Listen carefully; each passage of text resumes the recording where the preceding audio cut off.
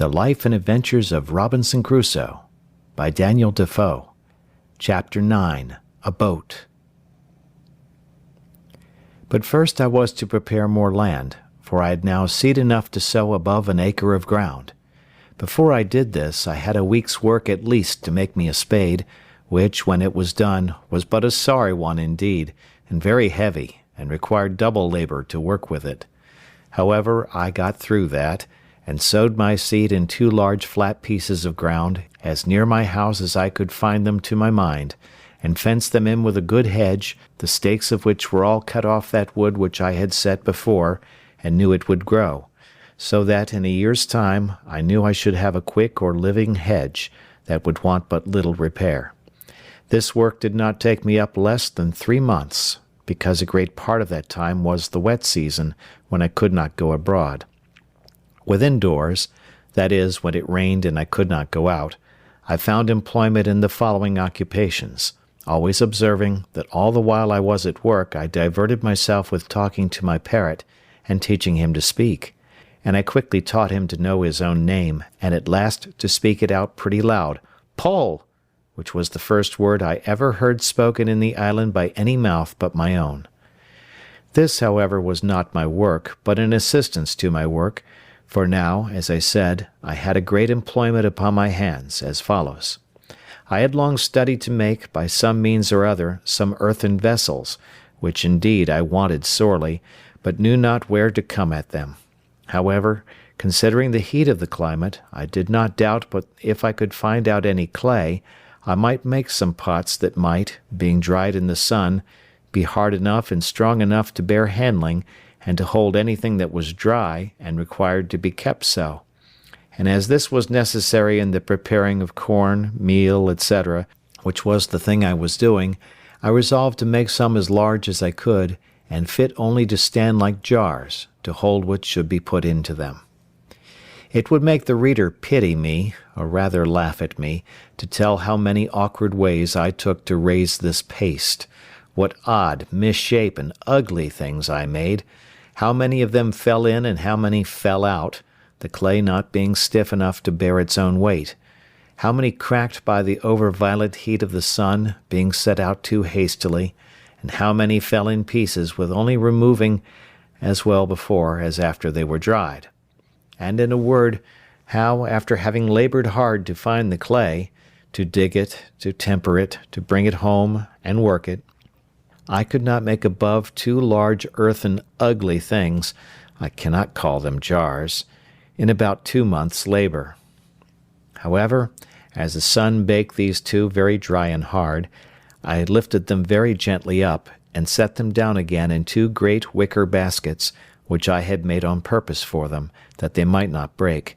and as between the pot and the basket there was a little room to spare, I stuffed it full of the rice and barley straw, and these 2 pots being to stand always dry, I thought would hold my dry corn, and perhaps the meal when the corn was bruised.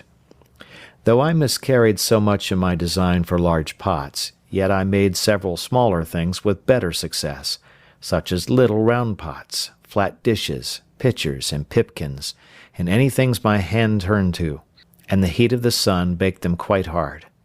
But all this would not answer my end, which was to get an earthen pot to hold what was liquid, and bear the fire, which none of these could do. It happened after some time, making a pretty large fire for cooking my meat, when I went to put it out after I had done with it, I found a broken piece of one of my earthenware vessels in the fire, burnt as hard as a stone, and red as a tile. I was agreeably surprised to see it, and said to myself, that certainly they might be made to burn whole, if they would burn broken.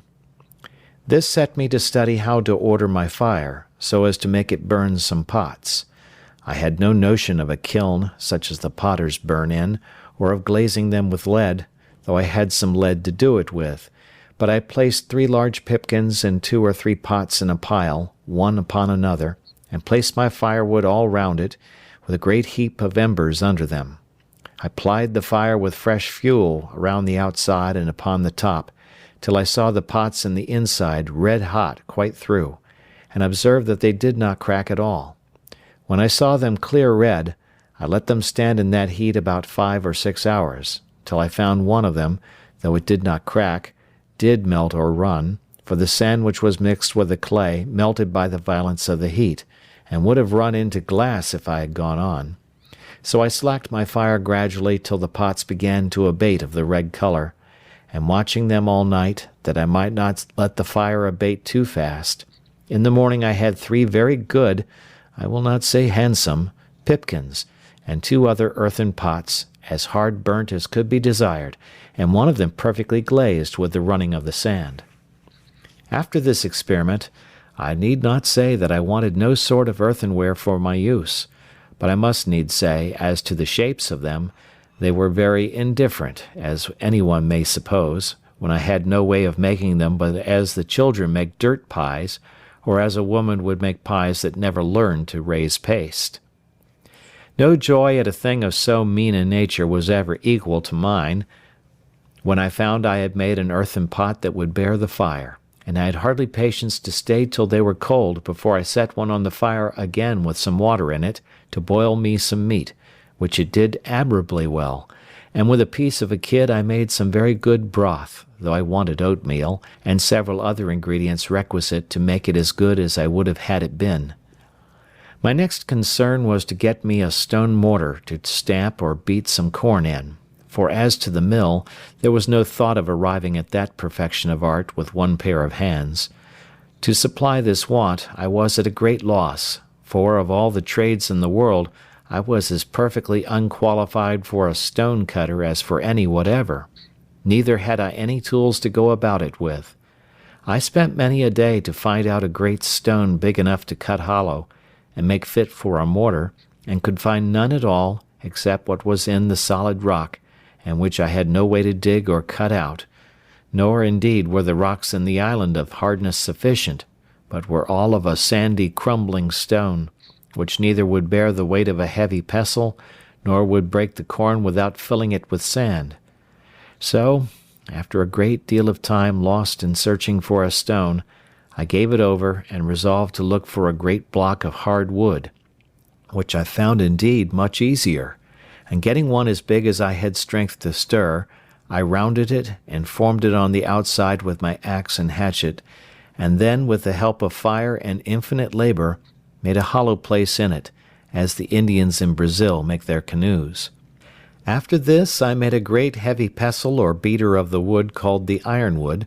and this I prepared and laid by against I had my next crop of corn, which I proposed to myself to grind, or rather pound into meal, to make bread.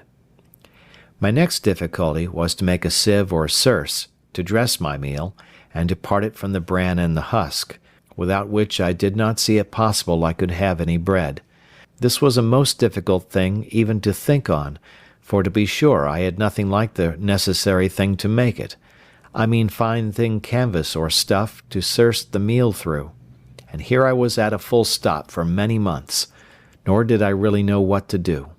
Linen I had none left but what was mere rags. I had goat's hair, but neither knew how to weave it or spin it, and had I known how, here were no tools to work it with. All the remedy that I found for this was, that at last I did remember I had, among the seamen's clothes which were saved out of the ship, some neckcloths of calico or muslin, and with some pieces of these I made 3 small sieves proper enough for the work, and thus I made shift for some years. How I did afterwards I shall show in its place. The baking part was the next thing to be considered, and how I should make bread when I came to have corn, for first I had no yeast. As to that part, there was no supplying the want, so I did not concern myself much about it. But for an oven I was indeed in great pain. At length I found out an experiment for that also, which was this. I made some earthen vessels very broad but not deep, that is to say, about 2 feet diameter and not above 9 inches deep. These I burned in the fire, as I had done the other, and laid them by, and when I wanted to bake, I made a great fire upon my hearth, which I had paved with some square tiles of my own baking and burning also, but I should not call them square. When the firewood was burned pretty much into embers or live coals, I drew them forward onto this hearth, so as to cover it all over, and there I let them lie till the hearth was very hot. Then sweeping away all the embers, I set down my loaf or loaves, and whelming down the earthen pot upon them, drew the embers all around the outside of the pot to keep in and add to the heat, and thus as well as in the best oven in the world I baked my barley loaves, and became in little time a good pastry cook into the bargain, for I made myself several cakes and puddings of the rice, but I made no pies, neither had I anything to put into them, supposing I had, except the flesh either of fowls or goats. It need not be wondered at if these things took me up most part of the 3rd year of my abode here, for it is to be observed that in the intervals of these things I had my new harvest and husbandry to manage, for I reaped my corn in its season, and carried it home as well as I could, and laid it up in the ear in my large baskets, till I had time to rub it out, for I had no floor to thrash it on, or instrument to thrash it with. And now, indeed, my stock of corn increasing, I really wanted to build my barns bigger. I wanted a place to lay it up in, for the increase of the corn now yielded me so much, that I had of the barley about 20 bushels, and of the rice as much or more, insomuch that now I resolved to begin to use it freely, for my bread had been quite gone a great while. Also I resolved to see what quantity would be sufficient for me a whole year, and to sow but once a year. Upon the whole, I found that the 40 bushels of barley and rice were much more than I could consume in a year, so I resolved to sow just the same quantity every year that I sowed the last, in hopes that such a quantity would fully provide me with bread, etc. All the while these things were doing, you may be sure my thoughts ran many times upon the prospect of land which I had seen from the other side of the island, and I was not without secret wishes that I were on shore there, fancying that, seeing the mainland, and an inhabited country, I might find some way or other to convey myself further, and perhaps at last find some means of escape. But all this while I made no allowance for the dangers of such an undertaking, and how I might fall into the hands of savages, and perhaps such as I might have reason to think far worse than the lions and tigers of Africa, that if I once came in their power, I should run a hazard of more than 1,000 to 1 of being killed, and perhaps of being eaten, for I had heard that the people of the Caribbean coast were cannibals or man-eaters, and I knew by the latitude that I could not be far from that shore. Then, supposing they were not cannibals, yet they might kill me, as many Europeans who had fallen into their hands had been served, even when they had been 10 or 20 together. Much more I, that was but one, and could make little or no defence. All these things, I say, which I ought to have considered well, and did come into my thoughts afterwards, yet gave me no apprehensions at first, and my head ran mightily upon the thought of getting over to the shore. Now I wished for my boy Xury, and the longboat with shoulder of mutton sail, with which I sailed above 1,000 miles on the coast of Africa, but this was in vain. Then I thought I would go and look at our ship's boat, which, as I have said, was blown up upon the shore a great way in the storm when we were first cast away. She lay almost where she did at first, but not quite, and was turned, by the force of the waves and the winds, almost bottom upward, against a high ridge of beachy, rough sand, but no water about her. If I had had hands to have refitted her, and to have launched her into the water, the boat would have done well enough, and I might have gone back into the Brazils with her easily enough. But I might have foreseen that I could no more turn her and set her upright upon her bottom than I could remove the island.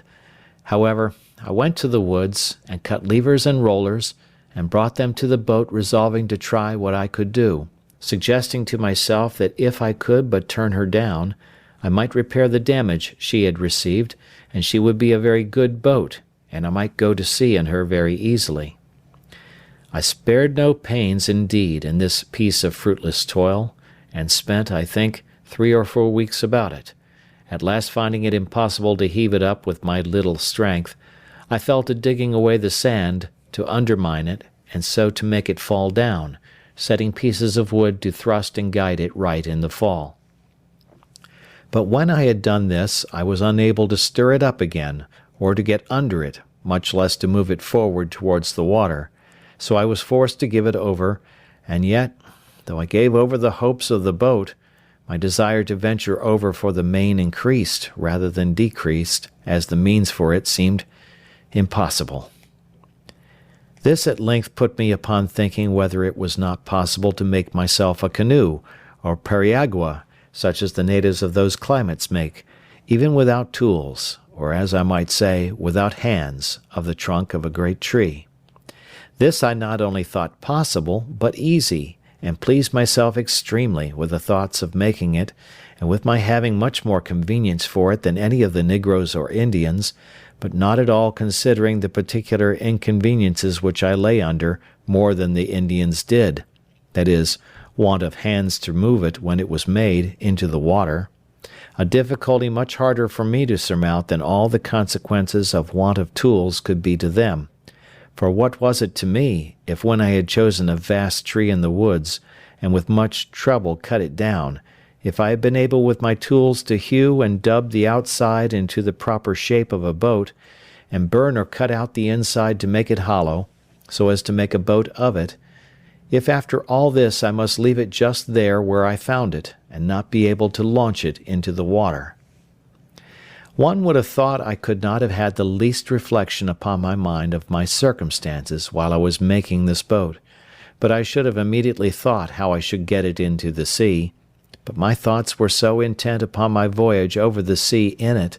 that I never once considered how I should get it off the land, and it was really, in its own nature, more easy for me to guide it over 45 miles of sea than about 45 fathoms of land, where it lay, to set it afloat in the water. I went to work upon this boat the most like a fool that ever a man did who had any of his senses awake. I pleased myself with the design, without determining whether I was ever able to undertake it, not but that the difficulty of launching my boat came often into my head, but I put a stop to my inquiries into it by this foolish answer which I gave myself: "Let me first make it. I warrant I will find some way or other to get it along when it is done." This was a most preposterous method, for the eagerness of my fancy prevailed, and to work I went. I felled a cedar tree, and I question much whether Solomon ever had such a one for the building of the temple of Jerusalem. It was 5 feet 10 inches diameter at the lower part next the stump, and 4 feet 11 inches diameter at the end of 22 feet, after which it lessened for a while, and then parted into branches. It was not without infinite labor that I felled this tree. I was 20 days hacking and hewing at it at the bottom. I was 14 more getting the branches and limbs and the vast spreading head cut off, which I hacked and hewed through with axe and hatchet, an inexpressible labor. After this, it cost me a month to shape it and dub it to a proportion, and to something like the bottom of a boat, that it might swim upright as it ought to do. It cost me near 3 months more to clear the inside, and work it out so as to make an exact boat of it. This I did, indeed, without fire, by mere mallet and chisel, and by the dint of hard labour, till I had brought it to be a very handsome periagua, and big enough to have carried 26 men, and consequently big enough to have carried me and all my cargo. When I had gone through this work I was extremely delighted with it. The boat was really much bigger than ever I saw a canoe or periagua, that was made of one tree, in my life. Many a weary stroke it had cost, you may be sure, and had I gotten it into the water, I make no question but I should have begun the maddest voyage, and the most unlikely to be performed that ever was undertaken. But all my devices to get it into the water failed me, though they cost me infinite labour too. It lay about 100 yards from the water, and not more, but the first inconvenience was, it was uphill towards the creek. Well, to take away this discouragement, I resolved to dig into the surface of the earth, and so make a declivity. This I began, and it cost me a prodigious deal of pains, but who grudges pains who have their deliverance in view? But when this was worked through, and this difficulty managed, it was still much the same, for I could no more stir the canoe than I could the other boat. Then I measured the distance of ground and resolved to cut a dock or canal to bring the water up to the canoe, seeing I could not bring the canoe down to the water. Well, I began this work, and when I began to enter upon it and calculate how deep it was to be dug, how broad, how the stuff was to be thrown out, I found that, by the number of hands I had, being none but my own, it must have been 10 or 12 years before I could have gone through with it, for the shore lay so high that at the upper end it must have been at least 20 feet deep. So at length, though with great reluctancy, I gave this attempt over also. This grieved me heartily, and now I saw, though too late, the folly of beginning a work before we count the cost, and before we judge rightly of our own strength to go through with it. In the middle of this work I finished my 4th year in this place, and kept my anniversary with the same devotion, and with as much comfort as ever before, for by a constant study and serious application to the Word of God, and by the assistance of His grace, I gained a different knowledge from what I had before. I entertained different notions of things. I looked now upon the world as a thing remote, which I had nothing to do with, no expectations from, and indeed no desires about. In a word, I had nothing indeed to do with it, nor was ever likely to have, so I thought it looked, as we may perhaps look upon it hereafter, that is, as a place I had lived in, but was come out of it, and well might I say, as Father Abraham do Dives, between me and thee is a great gulf fixed.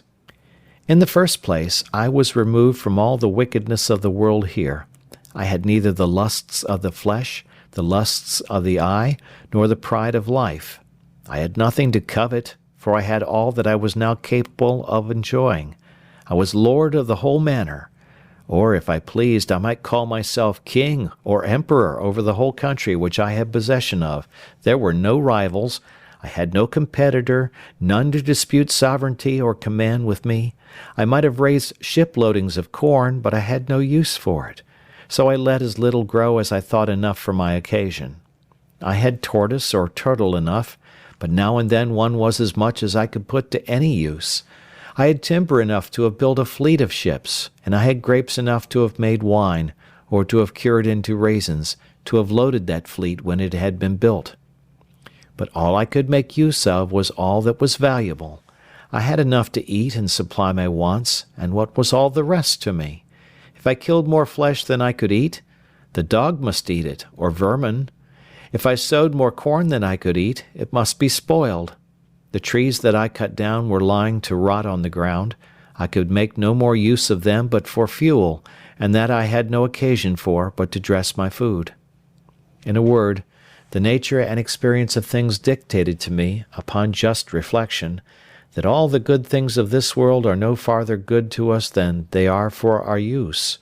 and that, whatever we may heap up to give others, we enjoy just as much as we can use, and no more. The most covetous, griping miser in the world would have been cured of the vice of covetousness if he had been in my case, for I possessed infinitely more than I knew what to do with. I had no room for desire, except it was of things which I had not, and they were but trifles, though indeed of great use to me. I had, as I hinted before, a parcel of money, as well gold as silver, about 36 pounds sterling. Alas, there the sorry, useless stuff lay. I had no more manner of business for it, and often thought with myself that I would have given a handful of it for a gross of tobacco pipes, or for a hand mill to grind my corn. Nay, I would have given it all for a sixpenny worth of turnip and carrot seed out of England, or for a handful of peas and beans and a bottle of ink. As it was, I had not the least advantage by it or benefit from it, but there it lay in a drawer, and grew mouldy with the damp of the cave in the wet seasons, and if I had had the drawer full of diamonds, it had been the same case. They had been of no manner of value to me, because of no use. I had now brought my state of life to be much easier in itself than it was at first, and much easier to my mind as well as to my body. I frequently sat down to meat with thankfulness, and admired the hand of God's providence, which had thus spread my table in the wilderness. I learned to look more upon the bright side of my condition and less upon the dark side, and to consider what I enjoyed rather than what I wanted, and this gave me sometimes such secret comforts that I cannot express them, and which I take notice of here, to put those discontented people in mind of it, who cannot enjoy comfortably what God has given them, because they see and covet something that He has not given them. All our discontents about what we want appeared to me to spring from the want of thankfulness for what we have. Another reflection was of great use to me, and doubtless would be so to any one that should fall into such distress as mine was, and this was, to compare my present condition with what I at first expected it would be, nay, with what it would certainly have been, if the good providence of God had not wonderfully ordered the ship to be cast up nearer to the shore, where I not only could come at her, but could bring what I got out of her to the shore for my relief and comfort, without which I had wanted for tools to work, weapons for defense, and gunpowder and shot for getting my food. I spent whole hours, I may say whole days, in representing to myself, in the most lively colours, how I must have acted if I had got nothing out of the ship, how I could not have so much as got any food, except fish and turtles, and that, as it was long before I found any of them, I must have perished first, that I should have lived, if I had not perished, like a mere savage, that if I had killed a goat or a fowl by any contrivance, I had no way to flay or open it, or part the flesh from the skin and the bowels, or to cut it up, but must gnaw it with my teeth and pull it with my claws like a beast. These reflections made me very sensible of the goodness of Providence to me, and very thankful for my present condition, with all its hardships and misfortunes, and this part also I cannot but recommend to the reflection of those who are apt, in their misery, to say, "Is any affliction like mine?" Let them consider how much worse the cases of some people are, and their case might have been if Providence had thought fit. I had another reflection, which assisted me also to comfort my mind with hopes, and this was comparing my present situation with what I had deserved, and had therefore reason to expect from the hand of Providence. I had lived a dreadful life, perfectly destitute of the knowledge and fear of God. I had been well instructed by father and mother, neither had they been wanting to me in their early endeavours to infuse a religious awe of God into my mind, a sense of my duty, and what the nature and end of my being required of me.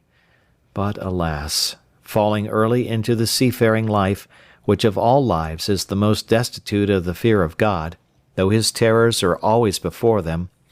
I say, falling early into the seafaring life and into seafaring company, all that little sense of religion which I had entertained was laughed out of me by my messmates, by a hardened despising of dangers and the views of death, which grew habitual to me by my long absence from all manner of opportunities to converse with anything but what was like myself, or to hear anything that was good or tended towards it. So void was I of everything that was good, or the least sense of what I was, or was to be, that, in the greatest deliverances I enjoyed, such as my escape from Sallee, my being taken up by the Portuguese master of the ship, my being planted so well in the Brazils, my receiving the cargo from England, and the like, I never had once the words, "Thank God," so much as on my mind, or in my mouth, nor in the greatest distress had I so much as a thought to pray to Him, or so much as to say, "Lord, have mercy upon me." No, nor to mention the name of God, unless it was to swear by, and blaspheme it. I had terrible reflections upon my mind for many months, as I have already observed, on account of my wicked and hardened life past, and when I looked about me, and considered what particular providences had attended me since my coming into this place, and how God had dealt bountifully with me, had not only punished me less than my iniquity had deserved, but had so plentifully provided for me, this gave me great hopes that my repentance was accepted, and that God had yet mercy in store for me. With these reflections I worked my mind up, not only to a resignation to the will of God in the present disposition of my circumstances, but even to a sincere thankfulness for my condition, and that I, who was yet a living man, ought not to complain, seeing I had not the due punishment of my sins, that I enjoyed so many mercies which I had no reason to have expected in that place, that I ought never more to repine at my condition, but to rejoice, and to give daily thanks for that daily bread, which nothing but a crowd of wonders could have brought, that I ought to consider I had been fed even by a miracle, even as great as that of feeding Elijah by ravens, nay, by a long series of miracles, and that I could hardly have named a place in the uninhabitable part of the world where I could have been cast more to my advantage, a place where, as I had no society, which was my affliction on one hand, so I found no ravenous beasts, no furious wolves or tigers to threaten my life, no venomous creatures or poisons which I might feed on to my hurt, no savages to murder and devour me.